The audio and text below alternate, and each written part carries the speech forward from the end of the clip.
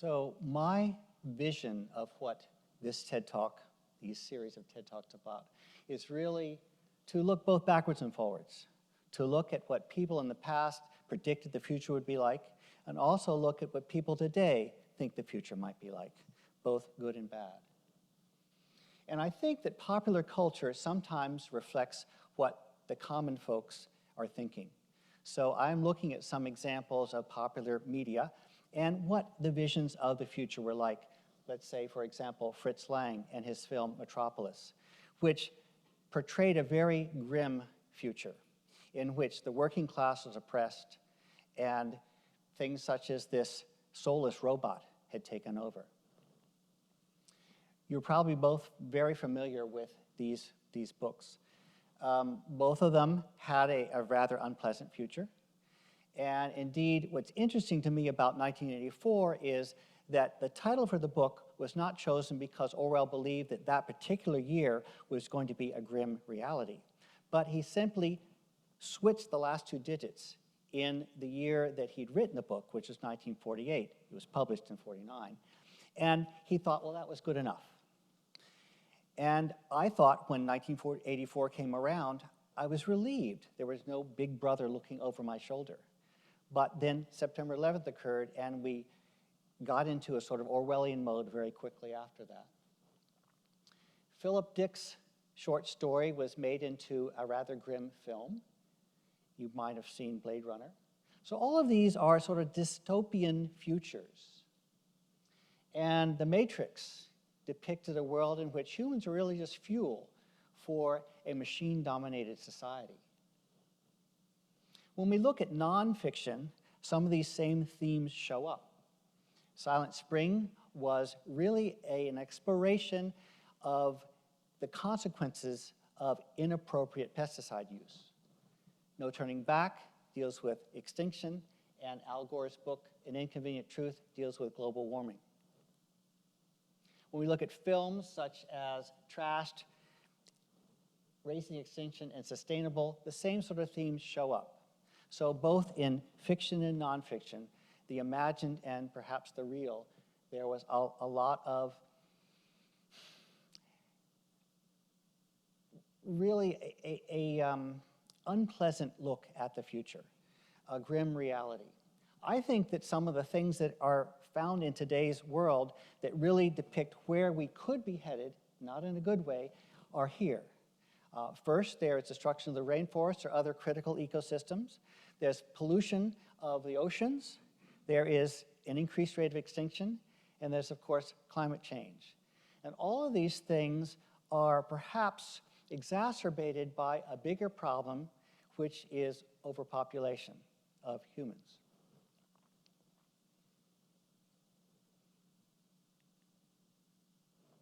So I also wanted to look at some more hopeful futures.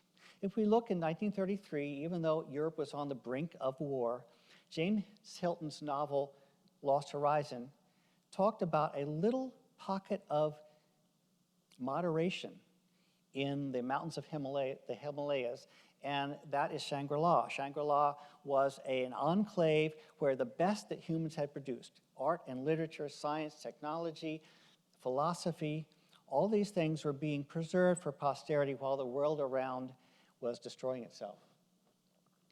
I don't know about you, because you look like a fairly young audience, but I grew up in the 60s, and although this isn't the Jetsons, it's supposed to remind you of the Jetsons.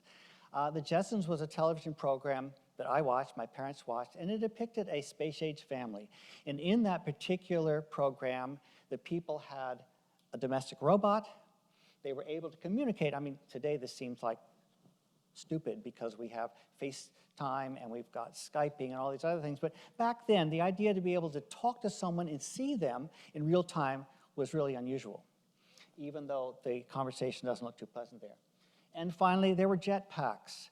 Kids go to school with jetpacks, and presumably they had flame-resistant pants. But the truth is that you didn't need cars. You had your own personal way of getting from here to there in the sky.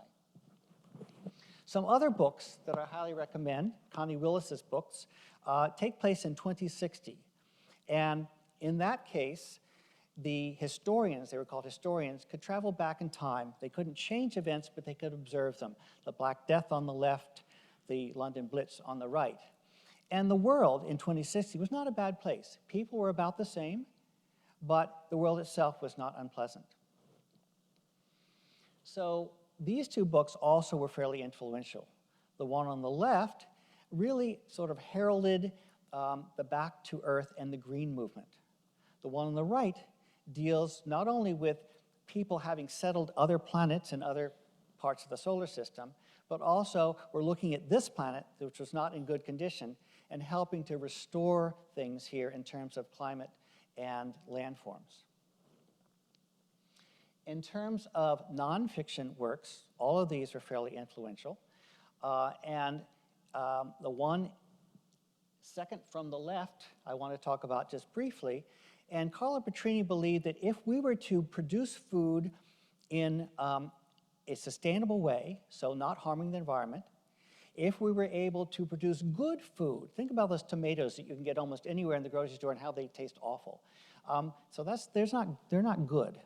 But good food, people enjoy eating good food, and also pay the people that produce the food fairly, good, clean, and fair, that the world would be a better place. And then finally, a new reality deals with maybe changing human genetics so that we become more altruistic and create a better world.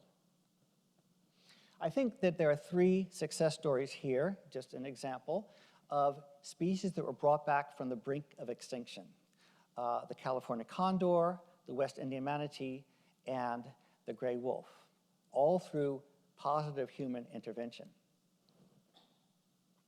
So I want to talk a little bit about World's Fairs, and I'm wearing those buttons right now. The World's Fairs in New York in both 1939 and 1964 had a similar theme, and it was looking towards a future. The one in 39 had a perisphere, or trilon, and a perisphere as the symbols, and again, futuristic architecture that was supposed to depict what the future could be like, really looking forward. World's Fairs in general were supposed to highlight those products, processes, things that really made the future a hopeful place to aspire to. And in the 1939s, or at the 1939 World's Fair, these are the sort of things that they promoted. The world of tomorrow, really looking forward.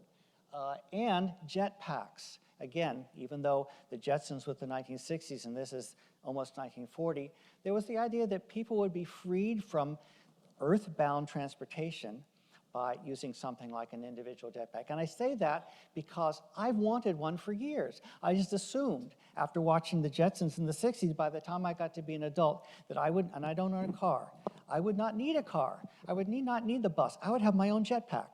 But so far that has not happened. Some of the things that they talked about in the 1939 World's Fair have sort of come to pass, and we'll talk about that a little bit later. On the left, it deals with ordering things from home. Now, if you have Amazon Prime, you do this all the time, right? But this was where you could actually talk to the person who was selling it, sort of through television. You could look at the merchandise, you could order it in the comfort of your own home. Again, it doesn't seem dramatic today because we do it all the time. And on the right is an electric highway. I'll just read that in case it's a little bit small for you. One day your car may speed along an electric superhighway, its speed and steering automatically controlled by electronic devices embedded in the road. Highways will be made safe by electricity. No traffic jams, no collisions, no driver fatigue. So these are things that they predicted might come to pass after 1939. The symbol for the 1964 World's Fair, which I attended, was the Unisphere, and it shows up on a lot of their promotional materials. And just like the 1939 World's Fair, the world of tomorrow was one of the themes. Both World's Fairs had exhibits by General Motors called Futurama. Indeed, the 64 World's Fair often called it Futurama 2. And at that exhibit, you'd go in and see what a city of tomorrow looked like. Very clean, very modern, very technologically advanced, when I've looked at pictures of these, I've noticed that there's not much in the way of greenery there. So who knows where the trees and the gardens and the parks are, but not in these particular cities. Again, I think the mindset is that the future is more synthetic than it is natural. So a couple of the images from that fair, and a jetpack. So they were demonstrating jetpacks there. And again, where did these jetpacks go? Why is it that we don't have one in every garage today? Some of the ways in which the issue of overpopulation was addressed include living underwater, living in the ocean, as well as terraforming places such as the moon and some other planets in our solar system, so we actually could live not on Earth, but in other places. So my question next is, which of these things have become a reality? Just choose a few. Electric cars. So we don't have electric highways, but we have electric cars. The technology to create electric cars has been around for maybe 100 years. But for whatever reason, usually greed and money, we only have recently gotten them, and they're fairly common. The little stubby, cute thing on the lower left, and the rather sporty Tesla that hasn't quite come out yet on the upper right. We have robots. For many years, we've had industrial robots working in industry, but only recently do we have patient care robots, customer service robots like these.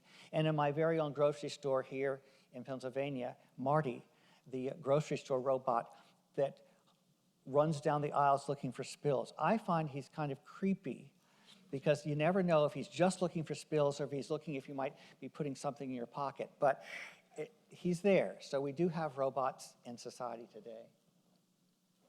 And then finally, there's a hotel near Key Largo, Florida, where you have to be scuba certified to be able to dive down and enter your room. It was adapted from a marine biology lab. This is not that one, but it's a similar one in the Virgin Islands. And again, it's an underwater submerged space where people can live and work.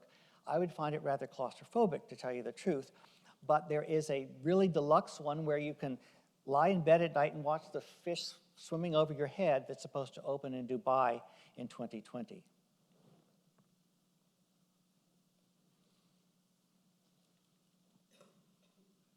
So, I want to make this personal now. What's next for me? Here I am, I don't know, maybe age 8, about 50 years ago, and I'm doing there what I do best, what I really enjoy doing, and that's collecting something natural history related, in this case, plants. I was influenced by Star Trek, as a number of us were. So I watched Star Trek every week, and I was fascinated by the opportunities that these people had, the crew, to go to distant galaxies and to visit planets that were not in our solar system, or not even Earth. I also, in 6th grade, read a book called Space Plague. It was about a field trip taken by high school students to another planet to collect specimens and to study the natural history there. I wanted to do that. I just assumed that when I became an adult, because the space race occurred when I was a child, that we'd be all doing that. There's this book that came out in the 60s, and it also anticipated that maybe by the time the mid-20th century came around, or the end of the 20th century, we'd be doing just that. Indeed, in 1492, Columbus so-called discovered the New World, and sometime in the 20th century, we would be flying out to other worlds and visiting, colonizing, collecting specimens there. But it hasn't happened, or if it has, I certainly haven't been asked to join those expeditions. So this brings me to something about our obligation, especially to the planet we're on today, as opposed to saying, okay, we can mess things up here, but that's okay because we can always go to the other planet and start to mess things up there. And you all know about STEM, science, technology, engineering, and math. And in recent years, they've added the A, which of course stands for art. And as a member of the art department, but also a naturalist, it's important to me that you can mix these two. And everyone knows that the best scientific experimentation comes with an element of creativity. So, where am I today? Doing the same sorts of things, collecting plants. But on this planet, what I've discovered is that, well, I'm kind of stuck here. And the only way that I can really fulfill my dream for the future is to maybe find places that are not quite so well settled and do the sorts of things that I would normally do on a planet in another galaxy. Arcadia has really provided me a lot of opportunities to study abroad, to go to different places, and here are some examples. So the science is working with a native healer in Belize and collecting medicinal plants. The art is drawing a particular plant. This one actually is good for toenail fungus. The science is studying the ecology of the rainforest. The art is drawing plants that grew along the Amazon in Brazil. The social science is going to Cuba and learning about the sociology, the political history of that country. And the art was doing a drawing of a seaside shrub. Studying the Atacama Desert and sketching things that I saw there. Going to Kenya and doing a study on lawns, really, and grasses in the Masai Mara, collecting those grasses, which now reside in my freezer, and doing some drawings of the context. Going to the Bahamas, where they discovered a new species of marine isopod, and doing drawings for an article describing this new species with the assistance of, in this case, 2 Arcadia students. And finally, learning about sustainable agriculture in Italy, not just the crop plants, but also the livestock, and doing some drawings associated with that experience.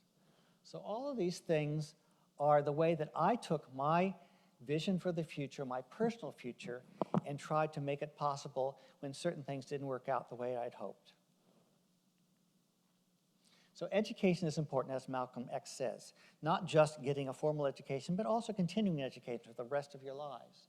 So now I want to talk about you. Now, some of you are students, so I'm really addressing you. Most good parents want for their kids what they didn't have themselves. I want you to have jetpacks. And I want you to be able to explore outside of this world. Again, it's a dream, but it's something that I really want to work towards in my life to make it more possible for you folks to experience. So, a few years ago, I attended a conference where the coordinator asked us to envision, what do you expect scientific illustrators to do on the front page of Time magazine? And this is what I envisioned. A STEAM team, the year is 2040, that was going to visit one of the moons of Jupiter, a scientific expedition.